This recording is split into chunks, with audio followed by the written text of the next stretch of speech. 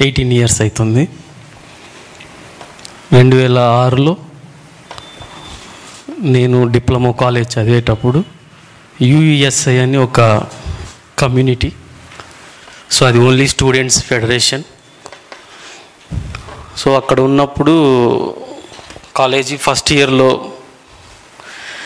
ఆ seniors తీసుకెళ్ళడము, so ఫెలోషిప్లో కొంచెం involve అవ్వడము జరిగింది. అయితే నా సాక్ష్యం అంతా కొంచెం చాలా పెయిన్ఫుల్, అంటే అప్ అండ్ డౌన్స్ చాలా ఉన్నాయి. అంటే కొన్ని జీవితంలో డిప్రెషన్లు బాగా డెప్త్కి వెళ్ళిపోయిన రోజులు ఉన్నాయి. దేవుడు అనుకున్న దానికంటే ఎక్కువ ఆశీర్వదించిన రోజులు కూడా ఉన్నాయి. అంటే డెప్త్ అంటే ఇంకా అది ఎవరు ఊహించలేని ఒక పరిస్థితి అన్నమాట. నేను 2006లో ఉన్నప్పుడు అంటే దేవుడి గురించి నాకు తెలియదు, కానీ నేను ర్యాగింగ్కి భయపడి కాలేజీలో సీనియర్స్ అంటే ప్రొటెక్ట్ చేయడానికి తీసుకెళ్తూ ఉండేవాళ్ళు. ఆ టైంలో ఏంటంటే నేను ర్యాగింగ్కి భయపడి మాత్రమే పోయా. అంటే దేవుడి మీద తెలుసుకోవాలని కానీ ఏమాత్రం నాకు ఆలోచన లేదు. కంప్లీట్గా అక్కడ ఏంటంటే సీనియర్స్ జూనియర్స్ని తీసుకెళ్ళడము, ర్యాగింగ్ చేసే వాళ్ళ నుంచి కొంచెం ప్రొటెక్ట్ చేయడము, తీసుకెళ్ళిన వాళ్ళు దేవుని గురించి అంటే ఈవినింగ్ 6 o'clock జస్ట్ మాట్లాడి కొంచెం సేపు పంపించడము అట్లా జరిగేది. అయితే కొన్ని రోజుల తర్వాత యాక్చువల్గా మేము బ్యాక్గ్రౌండ్ కంప్లీట్గా స్టిల్ ఇప్పటికి కూడా హిందూ బ్యాక్గ్రౌండ్. మా పేరెంట్స్ కానీ అండ్ 4 పేరెంట్స్ అంతా అంటే మీరు నమ్మరు చెప్తే, ఒక రకంగా చెప్పాలి అంటే మోర్ దాన్ బ్రాహ్మిన్స్ కంటే ఎక్కువ ఉంటాం. ఈవెన్ మా ఇంట్లో ఎగ్ కానీ అంటే ఎగ్గు ఇంట్లోకి వచ్చిందంటే కూడా కర్ర తీసుకుంది అనేవాళ్ళు. మా జేజీ అంటే ఆమె రీసెంట్గా ఆల్మోస్ట్ 95 years అనుకుంటా ఆమె చనిపోయింది.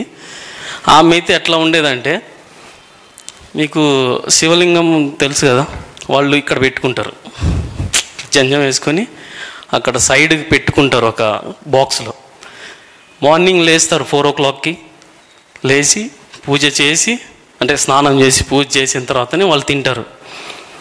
అది కూడా ఓన్లీ డైలీ 2 times పూజ చేస్తారు, తింటారు అంతే. అంటే మార్నింగ్ టైము ఈవినింగ్ టైము అంతే. వాళ్ళు మధ్యలో మధ్యాహ్నం తినడం కానీ ఏమి చేయరు.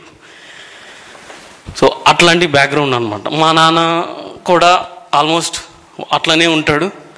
ఇక ఊళ్ళలో ప్రభలు కట్టడం, శూలాలు పొడుచుకోవడం, స్టిల్ ఇప్పుడు కూడా అట్లనే యాక్టివిటీస్ ఉన్నాయి. అటువంటి బ్యాక్గ్రౌండ్ నుంచి వచ్చినప్పుడు ఒక వ్యక్తి నాకు జస్ట్ లైక్ దట్ మార్చాలంటే అంత ఈజీ కాదు. ఎందుకంటే ఆల్మోస్ట్ 15 years అంటే 10th class తర్వాత డిప్లొమా ఉంటుంది కాబట్టి 15 years ఇవన్నీ తిరిగి అన్నీ చేసి బయటకు వచ్చిన చదువుకోవడానికి. సో అటువంటి నన్ను మార్చడం అంత ఈజీ కాదు. కానీ దేవుడు ఒక విషయం నుంచి ఇంకొక విషయానికి తీసుకెళ్ళేటప్పుడు ఒక రీజన్ మాత్రమే ఉంటుంది. అది నేను ర్యాగింగ్ అని ఒక భయంతో ఆ గ్రూప్లో జాయిన్ అవ్వడం జరిగింది.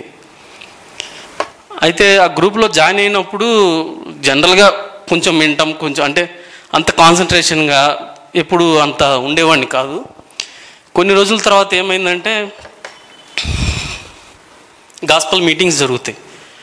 సో గాస్పల్ మీటింగ్స్లో ఏంటంటే దేవుడు ఒక మాట గట్టిగా మాట్లాడాడు, 2 పడవల మీద నువ్వు నిలబడడం వల్ల నీకు లాభం లేదు. నువ్వు దేవుడి గురించి తిరుగుతున్నావా లేకపోతే నీ పని కోసం తిరుగుతున్నావా అని దేవుడు అంటే స్పష్టంగా మాట్లాడిండు. అంటే దాని తర్వాత ఇంకా దేవుడు అంటే ఎవరు అని ఆ మీటింగ్స్లో చెప్తున్నప్పుడు కొన్ని ఆలోచనలు నాలో కలిగినాయి అనమాట. నేను చేస్తున్న తప్పే ఉంటే ఇట్లా ఉండట్లేదు, లేకపోతే అట్లా ఉండట్లేదు. ఇప్పుడు ఎన్నికి వెళ్దామంటేనేమో ఒక్కసారి కాలేజీలో నేను బిలీవర్నని ముందుకు వచ్చి మళ్ళీ ఎన్నికి వెళ్తే పిచ్చకొట్టుడు కొడతారు. అంటే నువ్వు ఇన్ని రోజులు మాకు కనబడకుండా తిరిగినవా అని. ర్యాగింగ్ తప్పించుకోవడానికి నువ్వు బిలీవర్ అని ఒక ముసుగేసుకొని తిరుగుతున్నావు నువ్వు అని పిచ్చకుట్టుడు కొడతారు. సో అటు వెళ్ళలేను, ఇక్కడే ఉండాల. సరే బలవంతంగా ఇక్కడే ఉందామని తర్వాత అంటే కొన్ని రోజుల తర్వాత కొన్ని విషయాలు అట్లా మాట్లాడుతున్నప్పుడు బలంగా అసలు నేను నమ్ముకున్న దేవుడు, ఇంటికాడున్న వాళ్ళు నమ్ముకున్న దేవుడు అంటుర్రా, దేవుళ్ళు అంటుర్రా? దేవుడు అనేవాడు ఒక్కడే ఉంటాడు. దేవుళ్ళు అని శతకోటి దేవుళ్ళు, ముక్కోటి దేవుళ్ళు, ఇదంతా అంటే ఒక కల్పిత కథలు అని చాలా రోజుల తర్వాత నాకు అర్థమైంది. అంటే ఏ దేవుడు అంటే నేను చాలామందిని కంపేర్ చేసుకుంటా ఉన్నా. అంటే నాకు కొన్ని రోజుల వరకు కన్ఫ్యూజన్ అనేది చాలా వరకు ఉండే. అలా దేవుడు ఎవరు, ఇప్పుడు ఒక వ్యక్తిని తీసుకుంటే ఈ వ్యక్తి క్వాలిఫికేషన్ ఏంది, యేసు ప్రభు క్వాలిఫికేషన్ ఏంది, వీళ్ళు ఇట్లా చెప్తున్నారు. ఏ క్వాలిఫికేషన్ అంటే ఎవరిని తీసుకున్నా కూడా నాకు ఎవరు మ్యాచ్ కాలేదు. సో అట్లా కొన్ని రోజుల తర్వాత నన్ను ఒక వ్యక్తి పర్సనల్గా తీసుకెళ్ళి మాట్లాడడం జరిగింది. మాట్లాడినప్పుడు ఒకటే అన్నాడు, నేనే అట్లా ఉండే సీనియరు అతను ఇంకా అంటే ఇక బ్రాహ్మిన్స్ అన్నమాట, పక్కా బ్రాహ్మిన్స్. అతను వచ్చి నాతో మాట్లాడిన మాట ఏంటంటే, దేవుడు ఇప్పుడు పూజారులు కొలిసిన దేవుడైనా సరే వాళ్ళు, ఎందుకంటే అతనికి తెలిసినంత శాస్త్రం మనకు తెలీదు. అతను యాక్చువల్గా ఏంటంటే మఠంలో ఆయన తీసుకొని ఏంటి వాళ్ళకి శిక్షణ ఉంటుంది కదా, ఆ శిక్షణ తీసుకొని వచ్చిన వ్యక్తి అతను. అతనికి తెలిసిన శాస్త్రాలు కానీ అతనికి తెలిసిన వేదాలు కానీ ఎవరికి తెలీదు. అతను చెప్తుంటే నాకు అంటే అతను ఎట్లా మారాడు ఏంటి, మళ్ళీ అతను ఏజ్ కూడా 18 years ఆ టైంలో. అతను ఎట్లా మారారు ఏంటి అని మాట్లాడుతుంటే దేవుడు నాతో స్పష్టంగా మాట్లాడారు, నా ద్వారా తప్ప మరి ఎవరి ద్వారా నువ్వు మారలేవు అని. అంటే జీవితంలో ఎన్నో అంటే ఆ టైం వరకు యవ్వనస్తులం కదా, పెద్దగా అనిపించలే. అంటే ఈ పడిపోవడం లేవడం అది తెలీదు. ఒక్కసారి నేను దేవుళ్ళో నిలబడ్డ తర్వాత అప్పుడు ఆయన చెప్పిన మాటల ద్వారా నేను దేవుళ్ళలోకి నిలబడడం జరిగింది. September 19th, 2006. దాని తర్వాత దేవుని సేవలో చాలా బలంగా కదిలా. ఎంత బలంగా అంటే నేను ఫైనల్ ఇయర్కి వచ్చినప్పుడు దేవుడు నన్ను డిఫరెంట్ కాలేజెస్కి తీసుకెళ్ళాడు. డిఫరెంట్ యూత్ అంటే ఆ కాలేజెస్లో ఉన్న యూత్ మెంబర్స్తో కానీ యూత్ ఎవరైతే కొంచెం దేవుడి గురించి తెలుసుకోవాలని ఇంట్రెస్ట్, అంటే ఒక ఈవినింగ్ టైంలో ఒక మీటింగ్స్ పెట్టడము, వాళ్ళని గ్యాదర్ చేయడము, బైబిల్ స్టడీస్ పెట్టడము, ఇవన్నీ జరిగినాయి. అంటే దేవుడు అంత బలంగా వాడుకున్నాడు. నేను నిలబడ్డట్టు నాకు తెలిసి అంటే దేవుడు నన్ను అట్లా నిలబెట్టిండు, అంత శక్తి అంత బలంతో. కానీ డిప్లొమా అయిపోయిన తర్వాత బీటెక్ కాలేజ్కి వెళ్ళాను. నాకు సాతాను రాంగ్ ట్రాక్లో తీసుకెళ్ళడం జరిగింది. ఒక 1 year చాలా స్ట్రగుల్ అయ్యా. అంటే నాకు ఫెలోషిప్ దొరకట్లేదు ఎక్కడ, నాకు ఎక్కడ కూడా. అంటే ఏదైతే నేను అనుకుంటున్నానో నన్ను బలంగా ఎందుకంటే విశ్వాసుల్ని మాత్రమే బలపరచగలరు, కానీ ఎవరితోనూ ఉంటే మనం బలపరచబడలేం. సో ఆ సిచ్యువేషన్లో ఉన్నప్పుడు నాకు అటువంటి వారు ఎవరు దొరకలేదు. కానీ ఫైనల్ ఇయర్లో మళ్ళీ దేవుడు నన్ను బలంగా వాడుకోవడం జరిగింది, బీటెక్లో కూడా. సో అక్కడి నుంచి ఒక 2 years కొనసాగడం జరిగింది. అయితే దాని తర్వాత ఎవరికి తెలియని విషయం చెప్తా. భాగ్యాన్ని నేను మ్యారేజ్ చేసుకున్నాను కదా. యాక్చువల్గా మాది లవ్ మ్యారేజ్. ఆమె మా క్లాస్మేట్. అయితే నేను 10th class వరకు ఇద్దరం ఒకే స్కూల్లో చదువుకున్నాం. దాని తర్వాత బీటెక్ అయిపోయిన తర్వాత అంటే మధ్యలో నేను ఎప్పుడు మాట్లాడలేదు, నాకు తెలియదు కూడా. అంటే ఆమె ఎక్కడ ఉంది కూడా నాకు తెలియదు. బీటెక్ తర్వాత కమ్యూనికేషన్ వచ్చిన తర్వాత కొన్ని రోజులు మాట్లాడడం జరిగింది. తర్వాత ఇక బ్రేకప్ అయిపోయింది. నేను చాలా డిప్రెషన్లోకి వెళ్ళిపోయా. నాకు వేరే థాట్స్ రావట్లేదు, ఇంకా దేవుడు ఇది అది ఏమి రావట్లేదు. నా లైఫ్ ఎందుకు ఇట్లా అయిపోయిందని అంతే. అంటే సూసైడ్ చేసుకునేదాకా ఆ మూమెంట్లో అట్లా బాగా డ్రింక్ చేశాను నేను. యాక్చువల్లీ 2012 నుంచి 2014 వరకు విపరీతంగా తాగడం జరిగింది. 2014లో నాకు లివర్ ప్రాబ్లం వచ్చింది. అయితే నేను హాస్పిటల్కి వెళ్ళాను. వెళ్తే రిపోర్ట్లో ఆల్మోస్ట్ అంటే ఒక 30% 40% వరకు ఇన్ఫెక్షన్ వచ్చేసిందని చెప్పేశారు తాగి. దాని తర్వాత ఒక 2 ఇయర్ అంటే 1 ఇయర్ మాత్రం బాగా స్ట్రగుల్ అయ్యాను. అంటే అన్నీ శ్రమలే. ఇప్పుడు ఇది రిక్యూర్ అవ్వాలంటే చాలా టైం పడుతుందని చెప్పారు. కానీ ఒకసారి అలవాటు పడ్డవాడు అట్లా డైవర్ట్ అవ్వాలంటే చాలా టైం పడుతుంది. 2 ఎమోషన్స్ వస్తున్నాయి. ఒకటి శారీరకంగా లేదు, మానసికంగా ఒత్తిడి. ఇక ఏం చేయాలో అర్థం కాలేదు. దేవుడు ఆ టైంలో మళ్ళీ మాట్లాడడం జరిగింది కొంచెము వేరే వ్యక్తుల ద్వారా. ఇక్కడ మళ్ళీ USA వేరే వాళ్ళతో మాట్లాడి దేవుడు నాతో మాట్లాడాడు. దేవుడు మాట్లాడిన తర్వాత మళ్ళీ నిలబడడం జరిగింది. ఇక కంప్లీట్గా మీరు నమ్మరు, వితిన్ 2 monthsలో ఏ అలవాట్లు అయితే ఉన్నాయో అన్నీ వదిలేసుకున్న తర్వాత దేవుడు నాకు తెలీదు, భాగ్య వాళ్ళ మదరే వచ్చి మా ఇంట్లో అడిగారంట మ్యారేజ్ ప్రపోజల్ గురించి. అయితే నాకు తెలియదు, తర్వాత తెలిసింది ఇట్లా అడిగారు వచ్చి అని. నేను ఓకే అని చెప్పాను. తర్వాత మ్యారేజ్ అయిపోయిన తర్వాత భాగ్యాన్ని అడిగాను ఎందుకు అని. అడిగితే ఆమె అన్నారు, నువ్వు బిలీవర్ అని నేను చేసుకున్నా అన్నది. అంటే ఆమె చర్చికి వెళ్తుందని నాకు తెలియదు యాక్చువల్గా, కానీ ఆమె చర్చికి వెళ్ళలేదంట. వాళ్ళ ఫ్యామిలీ కూడా సేమ్ ఇదే పరిస్థితి, ఇదే సిచ్యువేషన్. ఇప్పటికి కూడా వాళ్ళు అట్లనే ఉన్నారు. ఇక మా పేరెంట్స్ అన్న కొంచెము మమ్మల్ని చూసి ఇంట్లో ఆపుతారేమో, కానీ వాళ్ళ పేరెంట్స్ అయితే వస్తామంటారు రానంటారు, వస్తామంటారు రానంటారు. అంటే ఓ మంచి జరిగేదాకా నాకు యేసుప్రభు కావాలంటారు, జరిగిన తర్వాత అవసరం లేదని పక్కకి అంటే ఇట్లాంటి కండిషన్స్లో ఉన్నారనమాట.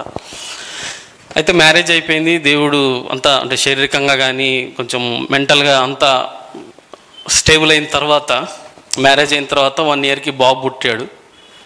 బాబు పుట్టిన తర్వాత డాక్టర్స్ ఎవరు చెప్పలేదు బాబులో ప్రాబ్లం ఉందని.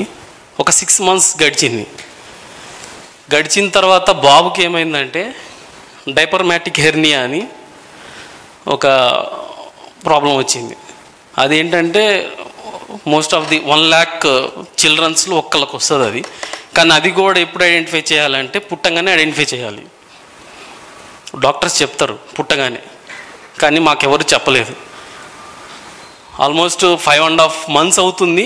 5.5 months అయిన తర్వాత బాబు పాలు తాగట్లేదని తెలిసిన తర్వాత మాకు అర్థమైంది ఏదో ప్రాబ్లం ఉందని. తీసుకెళ్తే స్కానింగ్ చూపిస్తే డైపర్మాటిక్ హెర్నియా అన్నారు. ఫస్ట్ టైం ఆ వర్డ్ వినడమే ఫస్ట్ టైం. ఛాన్సెస్ కూడా ఒక 10% ఛాన్సెస్ ఉన్నాయని చెప్పారు. తర్వాత సర్జరీకి ప్రిపరేషన్ నడుస్తుంది. అమౌంట్ లేదు, ఏం లేదు. ఇక దేవుణ్ణి బలంగా ప్రార్థన చేసి, ఎట్లా అంటే అప్పటి వరకు ఎట్లున్నా సరే ఒక ప్రాబ్లం వచ్చిన తర్వాత దేవుడు బాగా గుర్తొస్తాడు. గుర్తొచ్చేసి ఎట్లా బలంగా ప్రార్థన చేయగలని దేవుడు ఒక దారి చూపించాడు. యాక్చువల్గా ఏమవుతుందంటే మాకు రేషన్ కార్డు కానీ ఏమీ లేదు, కానీ ఎవరో ఒక పర్సన్ వచ్చి ఒక లెటర్ ఇచ్చాడు. ఈ లెటర్ తీసుకెళ్ళండి, CM ఆఫీస్ దగ్గరికి వెళ్ళండి, మీకు ఈ ట్రీట్మెంట్ ఫ్రీ అవుతుంది అని. మేము ఎవరిని అడగలేదు, ఏంది అంటే మాకు ఎవరైనా సహాయం చేస్తే ఎవరిని అడగలేదు. ఎవరో ఒక వ్యక్తి, ఆ వ్యక్తి ఎవరో కూడా మాకు తెలియదు, హాస్పిటల్లో ఉంటాడంట. ఆ వ్యక్తి వచ్చి ఒక లెటర్ ఇచ్చాడు. లెటర్ ఇచ్చి తీసుకెళ్ళండి, CM ఆఫీస్కి వెళ్ళండి, అక్కడ మీరు ప్రపోజల్ పెట్టుకుంటే మీకు వన్ డేలో మీకు అప్రూవల్ వచ్చేస్తుంది, మీరు ట్రీట్మెంట్ అవుతుంది అని. ఆల్మోస్ట్ ఒక 5 lakhs వరకు ట్రీట్మెంట్కి అడిగారు. వెళ్ళి అడిగితే అక్కడ వాళ్ళు వెంటనే వితిన్ 5 hours 6 hours శాంక్షన్ చేస్తే ఈవినింగ్కి సర్జరీ అయింది. కానీ గాడ్ గ్రేస్ సక్సెస్ఫుల్గా సర్జరీ అయిపోయింది. చాలా బాగా జరిగింది. అది అయిపోయిన తర్వాత బాబు కండిషన్ కూడా చాలా హెల్తీగా ఉన్నాడు. ఒక 1 year తర్వాత కూడా బాబు ఎట్లున్నాడంటే అసలు ఈయనకి సర్జరీ అయిందా అన్న ఆ సిచ్యువేషన్లో ఉన్నాడు. సడన్గా 2.5 years తర్వాత బాబుకి మళ్ళీ స్టమక్ పెయిన్ వచ్చేసింది, తీసుకెళ్తే అది కాదు అన్నారు. అంటే దానివల్ల వచ్చిన ప్రాబ్లం కాదు, ఇది వేరే ప్రాబ్లం అన్నారు. మార్నింగ్ కన్సల్టేషన్ అయిపోయిన తర్వాత వాళ్ళు అన్నారు, రేపు మార్నింగ్ సర్జరీ చేద్దాము, లోపల అది చిన్న పేగు ఇట్లా మడత పడింది, తీద్దాము అన్నారు. అయిపోయిన తర్వాత మేము ఇక మనీ అప్పుడు కొంచెం దేవుడు మమ్మల్ని ఆశీర్వదించాడు కొంచెం ఫైనాన్షియల్గా. ఓకే ఎఫర్ట్ చేస్తాము, పెడతామన్న. అప్పుడు కూడా ఒక 3 lakhs వరకు చెప్పారు. ఓకే అన్నాము. అంత ప్రిపరేషన్ అయిపోయిన తర్వాత ఈవినింగ్ డాక్టర్ రౌండ్స్కి వచ్చాడు, చెప్పాడు రేపు మార్నింగ్ ఫిక్స్ అయిపోయింది టైము 10:30 అని టైం చెప్పేశారు. ఈవినింగ్ స్కానింగ్ తీసుకొచ్చాము. మీరు బాబు కండిషన్ ఎట్లుందంటే ఆ పెయిన్కి విపరీతంగా ఏడ్చేస్తున్నాడు. ఆ తల్లేమో పక్కన కూర్చొని ఆ బాధకి 2 చేతులు మంచానికి కట్టేసి, 2 కాళ్ళు మంచానికి కట్టేసి బాబుని ఈవెన్ వాటర్ కూడా ఇవ్వద్దు అన్నారు. అంటే రేపు సర్జరీ కదా, మీరు వాటర్ కానీ ఏమి ఇవ్వద్దు అని చెప్పాడు. వాడికి మాటలు వస్తున్నాయి, 2.5 years మాటలు వస్తున్నాయి. నాకు వాటర్ అంటున్నాడు, కానీ ఇయ్యలేని పరిస్థితి. సడన్గా 9:30కి రెస్పిరేషన్ ఆగిపోతుంది, ఆయాసము వస్తుంది. డాక్టర్ని కన్సల్ట్ చేస్తున్నాము, వాళ్ళు ఏదో మెడిసిన్ ఇస్తున్నారు, కానీ అంటే ఏదో సెలైన్లో ఇంజెక్షన్ ఇస్తున్నారు, కానీ అది రావట్లేదు. ఒక 1/2 hour బాగా గిలగిలాడిపోయి ఆల్మోస్ట్ ఇక ఆగిపోయింది, మాట్లాడట్లే.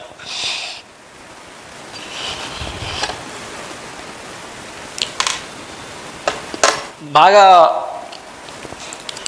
అంటే బతుకుతాడని ఒక చిన్న ఆశ ఉండే, కానీ వచ్చారు, PCR చేశారు, ట్రై చేస్తున్నారు, కానీ ఛాన్స్ లేదన్నారు. ఇక డాక్టర్ వచ్చి పక్కకు తీసుకెళ్ళి చెప్పారు, ప్రాబ్లం ఇది చాలా క్రిటికల్గా ఉంది, ఇక ఛాన్స్ లేదన్నారు. మా వాళ్ళేమో లేదు ఇది హాస్పిటల్ ప్రాబ్లం, ఇది వీళ్ళు సరిగ్గా చూడలేదు, మీరు అంటే స్ట్రైక్ చేయండి, ధర్నా చేయండి అంటున్నా.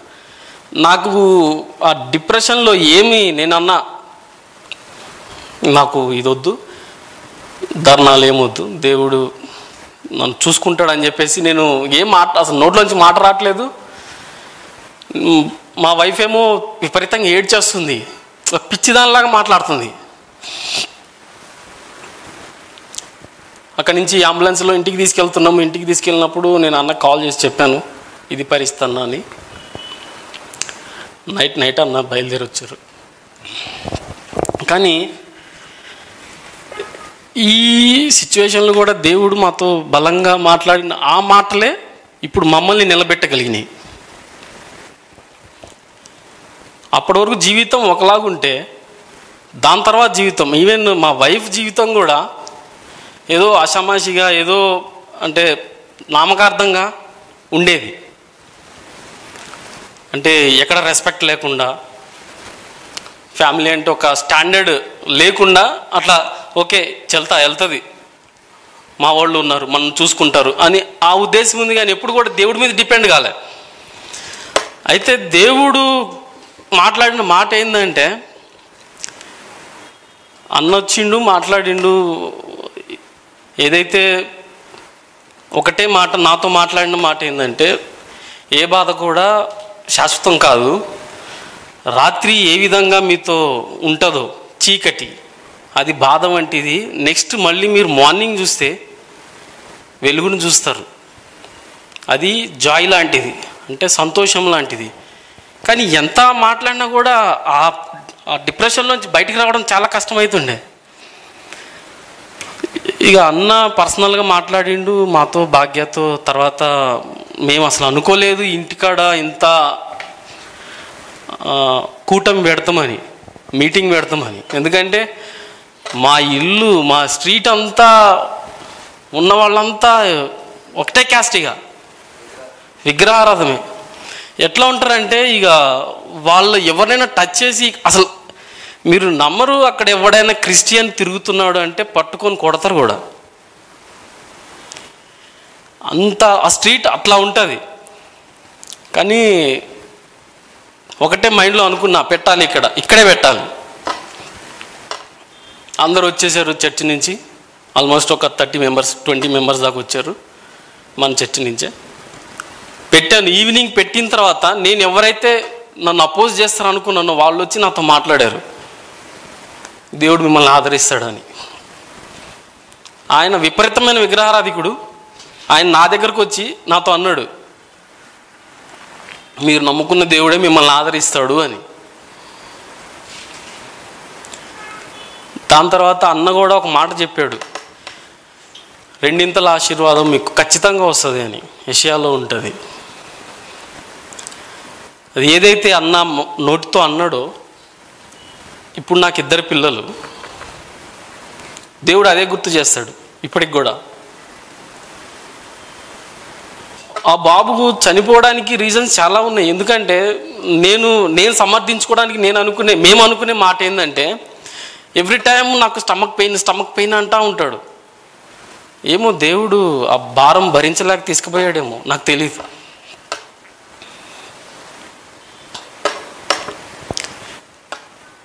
అంటే వారానికి ఒకసారి కానీ లేకపోతే మంత్కి 2 times స్కానింగ్ తీపించేవాడిని. అట్లా అంటే నైట్ టైము స్టమక్ పెయిన్ అంటాడు. అరే స్టమక్ పెయిన్ అంటే భయం వేస్తుంది. ఇక ఆల్రెడీ సర్జరీ అయింది, లోపల ఏమవుతుందో నాకు తెలీదు, ఏదో చూపించాలి అని every month 2 times ultrasound scan తీపించేవాడిని. ఈవెన్ డాక్టర్ వద్దన్నా సరే, వద్దు అన్నా కూడా నేను అల్ట్రాసౌండ్ స్కాన్ తీపించేవాడిని. అట్లా ఆ పరిస్థితి నుంచి ఏమో దేవుడు మమ్మల్ని, ఈ బాధ మీకు ఇట్లనే ఉంటుంది, కొనసాగుతుంది, నెవర్ ఎండ్ అని దేవుడు మాకు ఏమన్నా మేలు చేయడానికి తీసుకున్నాడని మేము అనుకుంటాం అంతే. ఎందుకంటే ఒక పక్క బాబు బాగలేదు, బాబు ప్రశాంతంగా ఉండట్లేదు, కుటుంబంలో శాంతి ఉండదు. ఇక ఆయన అట్లా ఉంటే మాకేడు ఉంటుంది, దేవుళ్ళో నిలబడలేము. సో ఈ పరిస్థితి నుంచి బయటికి తీసుకురావడానికే మేబీ దేవుడు ఇంతకంటే ఆయనకి మంచి ప్లేస్ చూపించాడేమో. పరలోకం చిన్నపిల్లలు అంటారు కదా.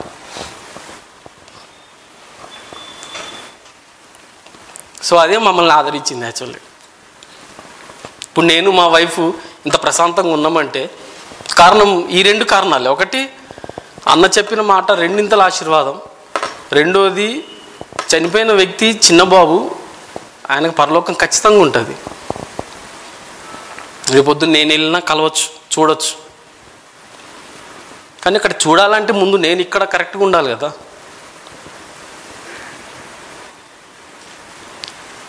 సో అది అంటే దాని తర్వాత దేవుడు నన్ను 2016లో ఎప్పుడైతే నేను ఇక్కడికి వచ్చానో, నాకు ఏదైతే కావాలని నేను అనుకున్నానో అది ఇక్కడ నాకు దొరుకుతుంది. నేను స్టూడెంట్ లైఫ్లో ఉన్నప్పుడు దేవుడిలో నేను ఎట్లా బలంగా కదలగలిగాను. మార్నింగ్ 6 o'clock ప్రేయర్ ఉంటుంది, 6 to 7 o'clock వర్షిప్ ఉంటుంది, 6 to 7 o'clock మార్నింగ్.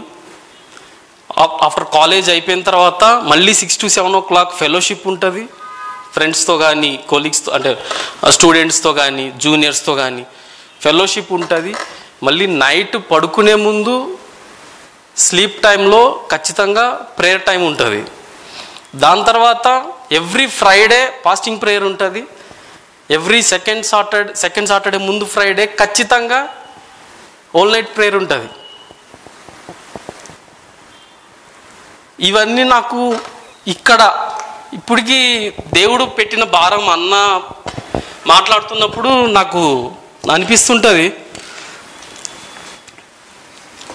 సంఘం అంతా అట్లా కదిలితే బాగుంటుంది కదా అని. అంటే ఏదైతే ఇప్పుడు మార్నింగ్ ప్రేయర్స్, ఈవినింగ్ ప్రేయర్స్, అయితే ఫాస్టింగ్ ప్రేయర్స్, వీటిలో సంఘం అంతా కదిలితే బాగుంటుంది కదా అని. అంటే నా గొప్పతనం కాదు, కానీ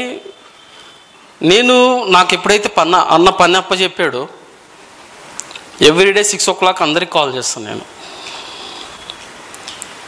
ఒకళ్ళు వచ్చినా నేను కాల్ చేస్తా. ఎవరు ఎత్తకపోయినా సరే నేను ఒక్కడిని ప్రేయర్ చేసుకొని ఆ రోజు అన్నకి మెసేజ్ పెట్టను. కానీ ఎవరైనా అటెండ్ అయితే ప్రేయర్ అయిపోయిందని చెప్తా. ఈవెన్ నాకు 2 చిన్నపిల్లలు ఉన్నారు. నా వైఫ్ కూడా మీరు నమ్మరు, అంటే సంఘంలో సాటర్డే ఈవినింగ్ 6 o'clock నేను బయటకు వస్తే నేను మళ్ళీ సండే నైట్ 12 o'clock ఇంటికి వెళ్తా. మధ్యలో తినడానికి తప్ప ఇంట్లో ఒక ½ hour కూడా కూర్చోను. నేను 6 o'clock అక్కడ సాటర్డే స్టార్ట్ చేసుకొని అక్కడ కంప్లీట్ చేసుకొని 12 o'clock ఇంటికి వెళ్ళేసరికి వాళ్ళు పడుకుంటారు. నేను మళ్ళీ మార్నింగ్ 8 o'clock కల్లా నేను చర్చ్కి రావాలంటే నేను ఫస్ట్ లేవాలా, నేను వచ్చేయాలా. మళ్ళీ మధ్యాహ్నం తినేసి మళ్ళీ ఇక్కడికి వచ్చేసిన తర్వాత మళ్ళీ నైట్ 12 o'clock వెళ్ళేసరికి మళ్ళీ పడుకుంటారు. కానీ ఎప్పుడు కూడా మా వైఫ్ నన్ను క్వశ్చన్ చేయలే, నువ్వు నాతో ఎందుకు స్పెండ్ చేయట్లేదని. ఎందుకంటే మండే టు ఫ్రైడే నాకు ఆఫీస్ ఉంటుంది, సాటర్డే ఆల్మోస్ట్ సాటర్డే కూడా నాకు ఆఫీస్ ఉంటుంది, హాఫ్ డే వరకు. దాని తర్వాత నుంచి ఈ వర్క్ ఉంటుంది. అంటే దేవుడు అట్లా ఆమెను కూడా మార్చగలిగిండు. అంటే ఎక్కడ కూడా దేవుడి పనిలో క్వశ్చన్ చేయకుండా నా కుటుంబాన్ని అట్లా కట్టగలిగింది దేవుడు. కారణము మేము ఏదైతే వాక్యం మీద నిలబడ్డామో అది మమ్మల్ని బలంగా కట్టింది కాబట్టి. మొన్న రీసెంట్గా కూడా కనెక్ట్ గ్రూప్లో ఒక మాట షేర్ చేసుకున్నా. అంటే అది ఎప్పుడో దేవుడు నాతో చాలా రోజుల నుంచి నాతో మాట్లాడుతున్నాడు. కీర్తనల గ్రంథము 19వ అధ్యాయం 9వ వచనంలో ఉంటుంది, దేవుని యందు భయం, అంటే యెహోవా యందు భయం కలిగినది అది పవిత్రమైనది అని. అంటే దాని అర్థము, ఒక్కసారి నువ్వు భయంలో ఉంటే, దేవుని యందు భయం ఉంటే, మనము ఏ పని చేయాలన్నా దేవుని ఆలోచనతో ప్రకారం నడవాలి. నేను ఈ పని చేస్తుంటే ఇది కరెక్టా కాదా అని 10 సార్లు ఆలోచించేయాల్సి వస్తుంది. తప్పు చేయాలంటే భయం, ఎందుకంటే నీకు దేవుడు అంటే భయం ఉంది కాబట్టి నువ్వు తప్పు చేయడానికి ఛాన్స్ లేదు, పాపం చేయడానికి ఛాన్స్ లేదు. సో అదే నా వైఫ్కి కూడా నేను అదే చెప్తా, భయం ఉంటే పాపం ఉండదు, భయం ఉంటే తప్పు జరగదు. దాని తర్వాత ఉంటుంది న్యాయము, ఆయనే తీరుస్తాడు. ఆ న్యాయం అనేది నిత్యము ఉంటుంది అని. అది జనాల మధ్యలో ఉండేది కాదు, అది దేవుని దగ్గర దొరికే న్యాయం అది. సో ఈ విధంగా దేవుడు మమ్మల్ని, మా కుటుంబాన్ని, అంటే కుటుంబం అంటే నేను, నా భార్య, 2 పిల్లలు, ఎక్సెప్ట్ మేము తప్ప మా పేరెంట్స్ కానీ, మా అంటే ఇన్లాస్ కానీ ఎవరైనా సరే మమ్మల్ని వ్యతిరేకించిన వాళ్ళే. ఈవెన్ మా తమ్ముడు ఇప్పటికి కూడా నన్ను ఇంట్లోకి రానియడు. మా బ్రదర్ ఇంట్లో ఉంటే నేను వెళ్ళడానికి నన్ను ఎలో చెయ్యరంటే అతనికి చాలా కోపం ఎక్కువ. ఎక్కడ నేను అంటే నా ప్రవర్తన ఇది బైబిల్ గురించి మాట్లాడడము, లేకపోతే ఇప్పుడు వాళ్ళు ఏంటంటే ఏదైనా ఫంక్షన్ జరిగినప్పుడు పూజలు చేస్తుంటారు. ఇప్పుడు ఆ టైంలో నేను ఇంటి దగ్గర ఉండి ఇంట్లోకి వెళ్ళకుండా నేను బయట ఉన్నాను అనుకో, పెద్ద గొడవ అయిపోతుంది. అటువంటి పరిస్థితులు.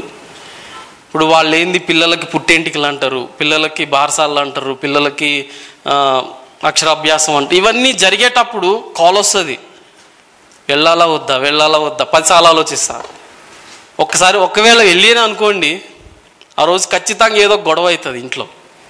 ఎందుకంటే నేను ఎంత స్ట్రాంగ్గా నిలబడ్డానో అది వాళ్ళకి నచ్చదు.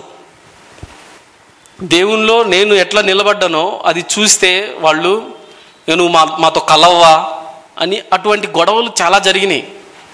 అందుకే మా బ్రదర్ ఎప్పుడు, కానీ మా బ్రదర్ని చదివించడానికి కూడా నేను చాలా కష్టపడ్డా. ఈవెన్ ఒక ర్యాంక్ వచ్చింది, so and so rank, best rank వచ్చింది ఈ సెట్లో. వచ్చిన తర్వాత పీజీ సెట్లో కూడా ఆల్మోస్ట్ లెస్ దాన్ 200 వచ్చింది ర్యాంక్. కానీ అటువంటి సిచ్యువేషన్లో ఉన్న, ఫైనాన్షియల్గా ఇబ్బందుల్లో ఉన్నప్పుడు దేవుడు అంటే మేబీ నన్ను దేవుడు ఇక్కడ వాడుకోవడానికే నన్ను ఎంత ఏదొచ్చినా సరే నీకు ఇది అవసరం లేదని పక్కన పెడుతున్నాడేమో.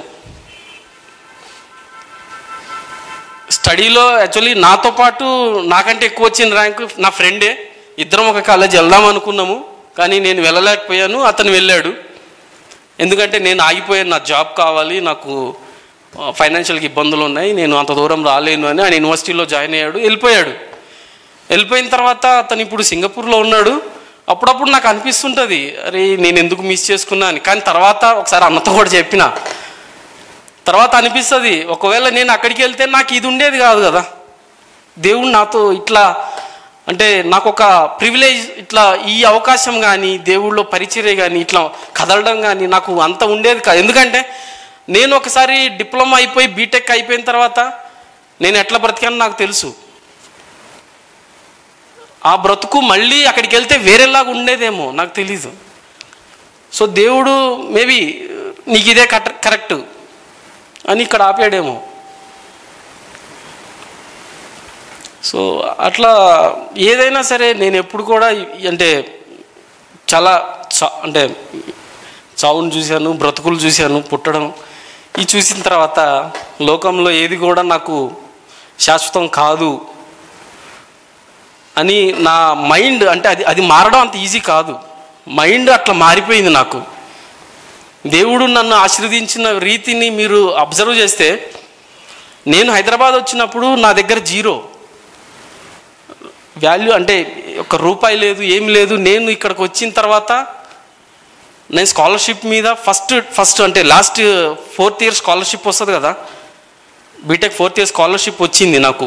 ఎప్పుడు జూన్లో వచ్చింది, ఏప్రిల్లో రావాల్సిన జూన్లో. ఆ స్కాలర్షిప్ 3000తో నేను ఇక్కడ హాస్టల్లో జాయిన్ అయినా. ఇక్కడ జాయిన్ అయ్యి వితిన్ 15 డేస్లో నాకు జాబ్ వచ్చింది బై గాడ్ గ్రేస్. నేను ఇప్పుడు జాయిన్ అయిన job almost 12 years, more than 12 years అదే కంపెనీలో చేస్తున్నా. దేవుడు నన్ను ఎట్లా ఆశీర్వదించిందంటే, ఆ కంపెనీలో నేను జాయిన్ అయినప్పుడు నా salary ₹6000. Now it's 20 times within 12 years. అంటే దేవుడు అంతలా ఆశీర్వదించడం జరిగింది. ఈవెన్ నాకు ఒక వెహికల్ లేదు, నాకు 2 వీలర్స్ 2 ఇచ్చాడు ఫ్రీ ఆఫ్ కాస్ట్, కార్ ఇచ్చాడు ఫ్రీ ఆఫ్ కాస్ట్. అంటే దేవుడు అట్లా ఆశీర్వదించిండు. నేను ఒకటే అనుకున్నా, నమ్మకంగా బ్రతకాలి. అది దేవుడి దగ్గర అయినా సరే, పనిచేసే దగ్గర అయినా సరే నమ్మకంగా బ్రతకాలి అని. అది దేవుడు నన్ను ఆశీర్వదించాడని నేను చెప్పగలను. సో చిన్ని సాక్ష్యం దేవుడు దీవించును గాక.